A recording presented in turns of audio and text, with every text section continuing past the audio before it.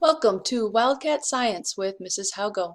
This is Chapter 7, Part 4, and we left off on the cervical vertebrae. The cervical vertebrae are the first 7 vertebrae starting at the skull, and we label them C1 through C7. They form the bony axis of your neck. They are the smallest and most dense of the vertebrae. And the first one has a special name. It's called the atlas, and it is the first vertebra. It supports the head, and it has 2 facets that articulate with the occipital condyles on the cranium. As you can see, the atlas, the first cervical vertebrae, has 2 facets that articulate with the occipital condyles on the cranium, so here is cranium, looking at the posterior, inferior view. There are 2, the occipital condyles will articulate with the atlas there. The axis is the second vertebra.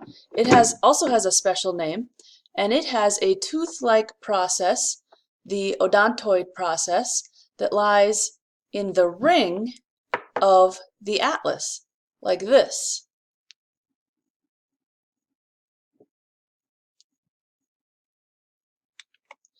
And the atlas pivots around the odontoid process to move the head. So it allows this movement, the atlas and axis. So looking at a picture of a typical cervical vertebra, the superior, looking from above, superior view, we have the body, that's where the vertebra lay on each other. The spinous process, where ligaments attach and the vertebra will be attached to each other. The transverse process, coming out on the sides, and the vertebral foramen, this is where the spinal cord goes. And then you have articulating surface, the superior, and on the other side would be the inferior articulating surface. That is where the different vertebrae will stack on top of each other also. They'll articulate on those. And then we also have some more foramens for nerves to go through. Looking at the superior view of the atlas, which is your first cervical vertebra, you have, this is the posterior toward your back, anterior side towards your front, and the foveodentis is the facet that articulates with the dens of the axis, that little tooth-like projection that comes up. The facets that articulate with the occipital condyle, this is what attaches to the skull. And then you have your transverse foramen, your transverse processes, your vertebral foramen. If you notice, it doesn't have a body. The atlas is different in that aspect. Now we're looking at a picture of the axis, the second cervical vertebra, and the superior and lateral views. So you can see the odontoid process. This is that tooth-like process that articulates with the atlas that allows you to turn your head. And then the superior articulating surface, and that articulates with the atlas. And then you have a very small body, your vertebral foramen, some transverse foramens that allow nerves in the spinal cord to go through. And you have on this one a spinous process. And you can see a lot of those same things on the lateral view. The odontoid process, articulating surfaces, superior and inferior, the body, and the spinous process. Before we move on to the thoracic vertebrae, let's look at the skeleton.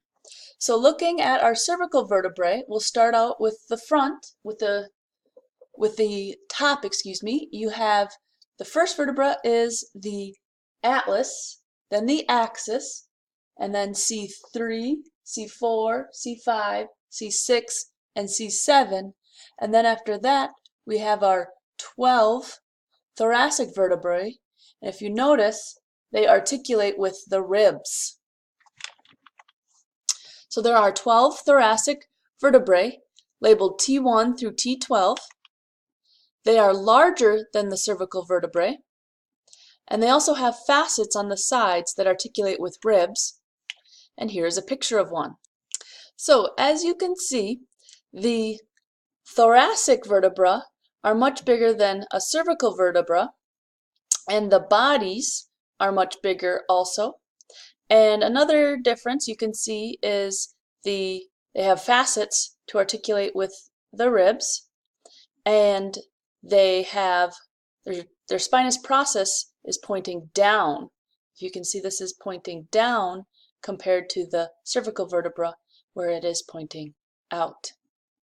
So looking at this picture, we have a superior view of a thoracic vertebrae, and the body is much larger, and the spinous process is there. You have your transverse processes, and then there are facets, 1, 2, to articulate with ribs, and then you have some of the same thing, superior and then inferior articulating processes. And here is a lateral view of the thoracic vertebra, and you can see some of the same things: your body, spinous process, transverse process, and then some of the facets for articulating with ribs here and here, and articulating process for a joint superior one with the vertebra above it, and inferior articulating process for a joint with the vertebra below it. So moving inferiorly to the lumbar vertebrae, there are 5 of them, and they are labeled L1, 2, 3, 4, and L5. And they are larger, heavier, and can support more weight. And looking at a lumbar vertebrae, you can see that it is indeed larger, and it has a much larger body, and therefore can support more weight because it has more weight on it because it's further down in the body. Looking at a picture, a superior view of a lumbar vertebra, we have a large body, again a spinous process, transverse process, and then superior, and then obviously inferior articulating processes in your vertebral foramen. Looking at our skeleton, you can see we would have our thoracic vertebrae, 1, 2, 3, 4, 5, 6, 7, 8, 9, 10, 11, 12, are all articulating with the ribs. And then inferior to that are 5 lumbar vertebrae, 1, 2, 3, 4, 5. And the 5th one, you can just barely see, articulates with the coccyx. So we're looking at how two vertebrae articulate together. We can see the bodies are stacked on top of each other, and in between that is the invertebral disc, which is made of fibrocartilage and helps cushion those bones so they don't rub against each other. You have articulating processes that form a joint. The anterior towards your front are the bodies, and then the posterior towards the back are the spinous processes. Then moving inferiorly from the thoracic vertebra, we get to the pelvic region of the vertebral column, and that first part is called the sacrum. The 5 sacral vertebrae in a child fuse to form the sacrum in an adult. And that doesn't fully finish until about ages 16 to 26. And the sacrum articulates with both pelvis bones and forms the posterior pelvic girdle. Moving inferior from the sacrum is the coccyx, and the 4 vertebrae at the end of the vertebral column fuse to form the coccyx, also known as your tailbone. And this is finished, completely fused by the age of 25. And it acts as a shock absorber and attachment site for ligaments and tendons. So let's take a look at the pelvic part of the vertebral column. The sacrum,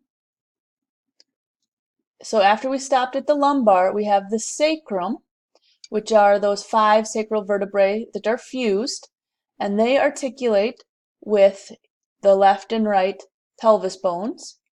And then below that, we have the coccyx, which is 4 small vertebrae that have fused in an adult, and they will articulate with the sacrum, and then also, as we talked about, act as a shock absorber and attachment site for ligaments.